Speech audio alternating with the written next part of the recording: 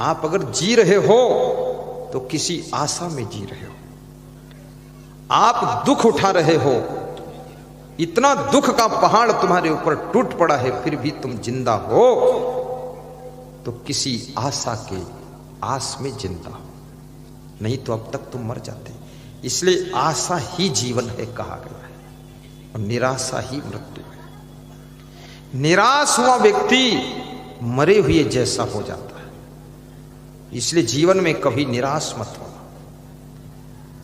निराश हुए व्यक्ति की सांस चलती है, लेकिन वो किसी कार्य के लायक नहीं रह जाता है। और जिसके पास में आशा है वह व्यक्ति शरीर से कमजोर होते हुए भी ताजा है, जवान है और जीवित है, और वह कुछ कर सकता। अल्प सुख इस संसार में क्या है? थोड़ा सुख है। बिल्कुल सुख नहीं है ऐसा नहीं है, थोड़ा सुख है। तो पूछने वाले ने कबीर साहिब से पूछा कि थोड़ा सुख है तो बाकी सब क्या है? तो कबीर साहिब ने कहा बाकी सब दुख ही दुख है। तो पूछने वाले ने कहा कि फिर जब बाकी सब दुख ही दुख है और थोड़ा सुख है, तो ये थोड़ा सुख भी ना होता तो ठीक था, पूरा दुख ही दुख होता तो एक जैसा भोग लेते। अब थोड़ा सुख भोगने के बाद फिर पूरा दुख भोगना पड़ता है तो थोड़ा ज्यादा ही दुख होता है। ये थोड़ा सुख क्यों है?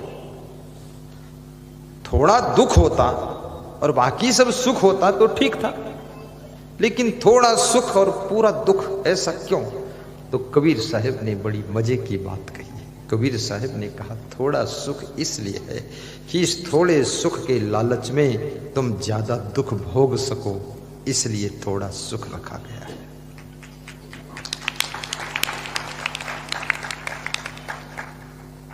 अगर ये थोड़ा भी सुख ना होता और पूरा पूरा दुख ही दुख होता तो तुम छोड़कर भाग जाते, फिर तुम ये पूरा दुख भोगते ही नहीं। लेकिन थोड़े सुख के लालच में बड़ा दुख भोगते रहते हो, ये बड़ी विचित्र बात है। एक छोटी सी कथा बताता हूं, बड़ी प्यारी कहानी है। आज के 30 वर्ष पहले सुनाता था, पर आज ख्याल में आ गई, गुना में ध्यान आ गया। एक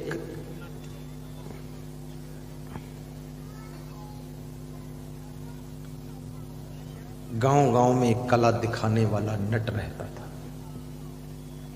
गांव में जाकर के कुछ अपनी कलाएं दिखाता था। उस नट के पास में एक गधा था, तो उस गधे की पीठ पर वो सामान लेकर जाता था। गधा सामान ढोता था। इसका अर्थ ये नहीं कि जो सामान ढोता वो गधा होता है, ऐसा अर्थ मत लेना। नहीं, सामान कौन ढोएगा? क्योंकि लोग कहेंगे मैं तो नहीं गधा बनूंगा।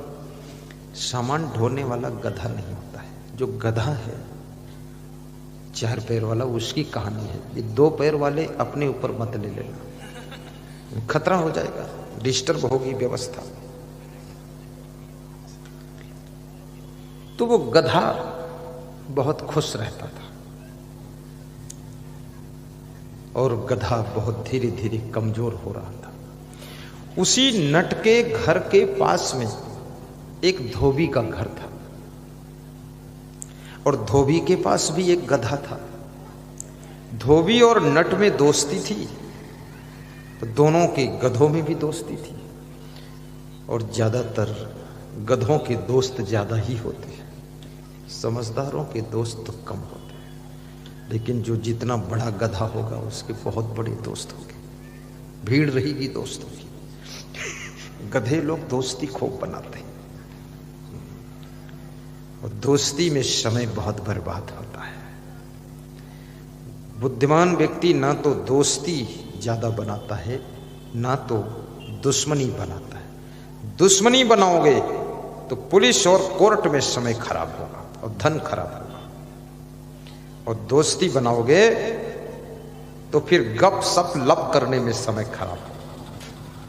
और सबसे कीमती चीज यदि तुम्हारे पास में कोई है तो वो है टाइम। और टाइम जहां से खराब होता है उस पॉइंट पर कृपया सावधानी बरतिए, अपने समय को बचाइए, समय का सदुपयोग करिए, तो चंद्र समय में तुम चांद की ऊंचाइयों को छू सकते हो। समय अमूल्य। तो धोबी और नट में दोस्ती थी, तो धोबी के गधे ने भी नट के गधे से दोस्ती करी। तो ये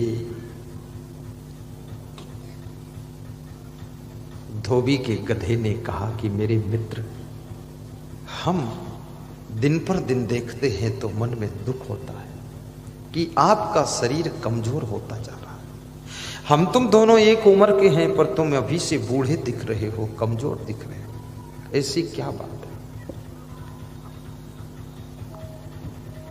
नट का गधा दुखी होकर बोला कि मेरे मित्र, आपने मेरा बहुत ख्याल किया है, बहुत ध्यान दिया है, धन्य हो। लेकिन मैं कुछ कह नहीं सकता, मेरा मालिक थोड़ा कठोर है। किसी गांव में जाता है, मेरी पीठ पर वजन सामान लाद कर ले जाता है और वहां पर कला खेलता है, अपना कर्तव्य दिखाता है। मेरे को एक रस्सी में बांध देता है, मैं बंधा रहता हूं, आसपास की छोटी मोटी घास चर लेता हूं, समय पर पानी नहीं मिलता, खाने को सही नहीं मिलता, इसलिए मैं कमजोर हूं। धोबी का गधा हंसा और बोला कि मेरे मित्र, अपने मालिक को छोड़कर मेरे मालिक के पास आ जाओ। मेरा मालिक बहुत अच्छा है, इतना अच्छा है मेरा मालिक कि मेरे पीठ पर सूखे गंदे कपड़ों की गठरी बांधकर तालाब ले जाता है, वहां गठरी उतार लेता है, मुझे छोड़ देता है, मैं तालाब के आसपास की हरी भरी घास खाता हूँ, लौटता पहुंचता हूँ, तालाब का पानी छक कर पीता हूँ। मेरी जिंदगी बड़ी सुखी है, मेरा मालिक बहुत प्यारा है। इतने कठोर मालिक को छोड़कर मेरे कोमल दिल वाले मालिक के पास आ जाओ, तुम भी तंदुरुस्त हो जाओगे, जवानी में ही बूढ़े दिख रहे हो। याद रखना, कितने मनुष्यों को भी देखा जाता है, ज्यादा टेंशन करने से, तनाव में रहने से, समय पर खाना पीना सोना ना होने से वे 40 साल की उम्र में बूढ़े जैसे दिखने लग जाते हैं। और जो अपने शरीर को केयर नहीं कर सकता है, शरीर को संभाल नहीं सकता है, कैसे उम्मीद किया जाए कि वो फैक्ट्री संभालेगा जब शरीर ही नहीं संभाल रहे हो। इसलिए प्रथम नंबर पर अपने शरीर का ध्यान रखना चाहिए, दूसरे नंबर पर मन का ध्यान रखिए, मन को संभाल कर रखिए, तीसरे नंबर पर आत्म शांति का ध्यान दीजिए, चौथे नंबर पर फिर तुम बिजनेस करोगे तो सफल, राजनीति करो तो सफल, समाज सेवा करो तो सफल, साधु बनो तो सफल, लेकिन ये 3 चीजों को पहले संभालना है। शरीर को केयर रखो,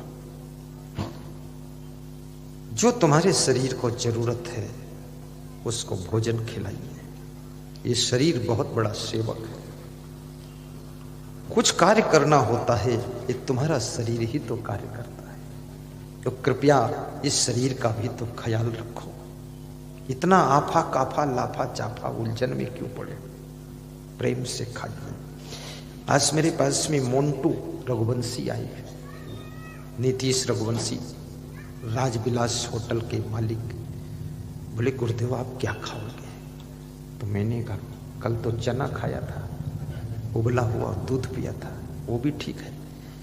बोले आपके लिए खीर बनवाऊं? तो हमने कहा नहीं। बोले पराठे? हमने कहा नहीं।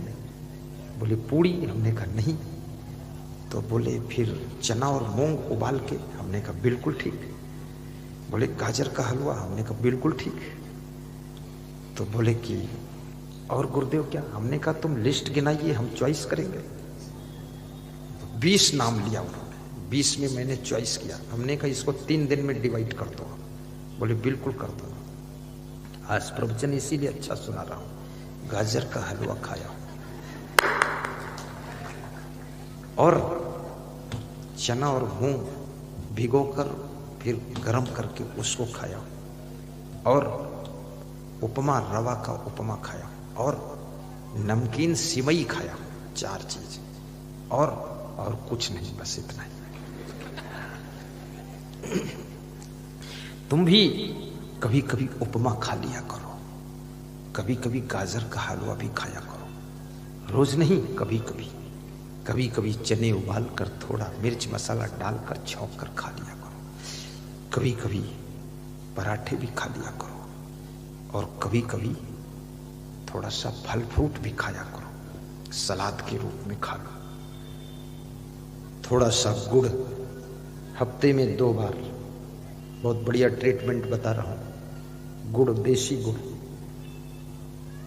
आधा चम्मच हल्दी, प्योर हल्दी, मिलावटी नहीं, पिसी हुई, और आधा चम्मच नमक, सफेद नमक या सेंधा नमक, इसको मिला लीजिए। चम्मच से कटोरी में रबड़ी बना दीजिए, खूब घोंट दीजिए, और भोजन के बाद इसको चाट कर ले लीजिए। फिर क्या होगा, तुम्हारे पेट के अंदर भस्मासुर पैदा होगा।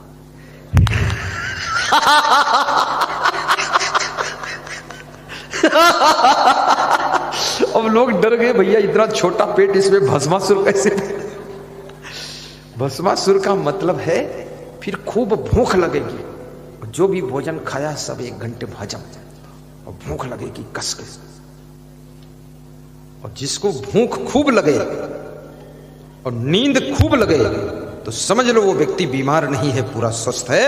अगर नींद नहीं आ रही है गहरी और भूख नहीं लग रही कड़ी, तो समझ लो बीमारी आने वाली है बहुत बड़ी। हाँ, ध्यान रखना, ये पहचान है, पैमाना है। इसलिए गहरी नींद का सुख लीजिए और कड़ी भूख लगना चाहिए। तो वो धोबी और नट के गधे की कहानी थी, बड़ी प्यारी कथा है, ध्यान देना। साहिब बंदगी बोलो, साहिब बंदगी बहुत बड़ी बात है।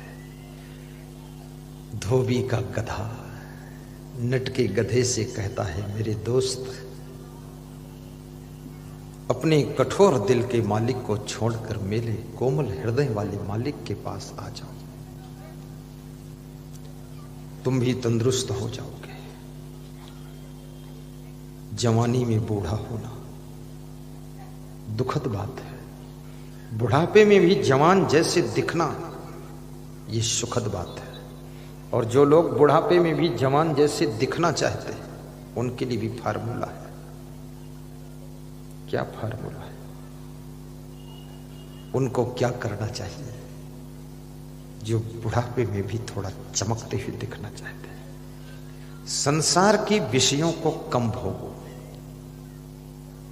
अपने शरीर की वीर शक्ति, रज शक्ति की रक्षा करो, उससे बुढ़ापा जल्दी नहीं आएगा। नंबर 2, भोजन कम करो, चबा चबा कर करो। नंबर 3, पेट में कब्जियत कभी मत होने दो। यदि कब्जियत हो जाए, पालक की सब्जी खा लो, बथुआ की सब्जी खा लो। यदि कब्जियत हो जाए तो पपीता सुबह सुबह खा लो, मूली खा लो, गाजर खा लो, सलजम खा लो, चुकंदर खा लो, कच्चा खा लो, सुबह खा लो, शाम को नहीं, सुबह चबा चबा कर खा लो, सारी कब्जियत खत्म। जिसके पेट में कब्जियत नहीं होती है वो बुढ़ापे में भी जवान जैसा दिखता है। कब्जियत, कॉन्स्टिपेशन सभी रोगों की जड़ है। कॉन्स्टिपेशन रोगों का बाप है, कब्जियत का। कब्जियत किसे कहते हैं? पेट का साफ ना होना, लेटरिन का साफ ना होना, पेट का सुबह खाली ना होना, इसका नाम कब्जियत है। सुबह फ्रेश होने के बाद भयंकर भूख का ना लगना, ये कब्जियत है। और 1 केला रोज खा लो, ये बूढ़ा नहीं होने देगा केला। 1 केला खा लोगे तो बूढ़ा नहीं होने देगा, 2 केला खा लोगे तो जवान बने रहोगे, और 3 केला खाओगे तो जिंदा भी नहीं रहोगे।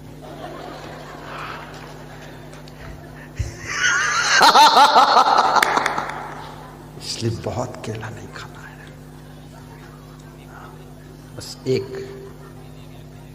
और चना चबा लो, चना बहुत बेहतरीन चीज है, और कम से कम 24 घंटे में 5-6 बार हंसो भी ठहाका मार के। क्या बात है, हा हा हा हा करो। हंसते बहुत कम लोग हैं, और जो गलत जगहों में फंसते हैं वो फिर कभी नहीं हंसते। यदि कहीं बुरी जगह पर फंसोगे नहीं तो हमेशा हंसोगे, और ज्यादा अगर इधर उधर फंसोगे तो फिर कभी नहीं हंसोगे। इसलिए फंसना नहीं है, अगर हंसना है तो फंसना नहीं, और फंसना है तो हंसना नहीं। फंसो मत किसी के चक्कर में, ना फंसो ना फंसाओ, फ्री रहो। हाँ, दारू में भी मत फंसो, हाँ कभी नहीं पीना है। मांस मछली अंडा मुर्गा कुछ नहीं, फंसना ही नहीं। जर्दा पान तंबाकू बीड़ी सिगरेट पे फंसना ही नहीं। और बेविचार में भी मत फंसो, फैशन में भी मत फंसो, किसी बुराई में मत फंसो।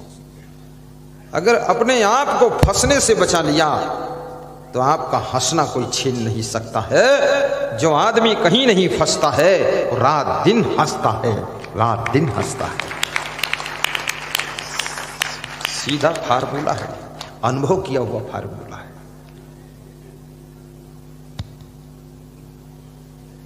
हंस सब बैठे रहना, कौन हंसने जा रहा बाहर, यही हंसो। हाँ, लघु शंका भी मत जाना, लेकिन इसके अंदर भी लघु शंका मत करना। हाँ बैठो, थोड़ा कंट्रोल करो। प्यास लगे तो पानी पीने भी मत जाना, कुछ नहीं, बस कंट्रोल। आज बहुत बड़े मुख्य अतिथि भी एक आ रहे हैं। अभी अभी सूचना आई है वायरलेस से कि आपके प्रदेश के पूर्व मुख्यमंत्री शिवराज सिंह चौहान का भी आगमन 2-5 मिनट में होने वाला है, और आपके दर्शन करने आ रहे हैं। इसलिए जमकर बैठो, क्योंकि हारा हुआ मुख्यमंत्री है। हाँ, हारे को हरी मिले और जीता जमपुर जाए।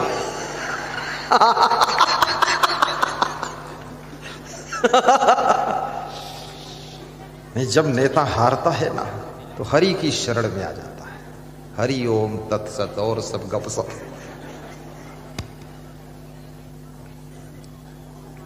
बहुत अच्छी बात है।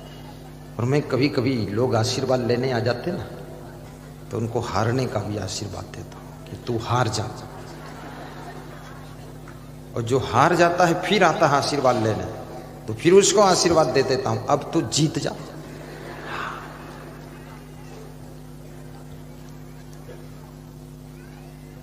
बहुत बड़ी कथा है, ध्यान देना, एकाग्र हो जाना। बिल्कुल, ये धोबी और नट की कथा है, 2 गधों की कथा। ये साधारण कथा है, देखना इस कथा का रिजल्ट क्या है।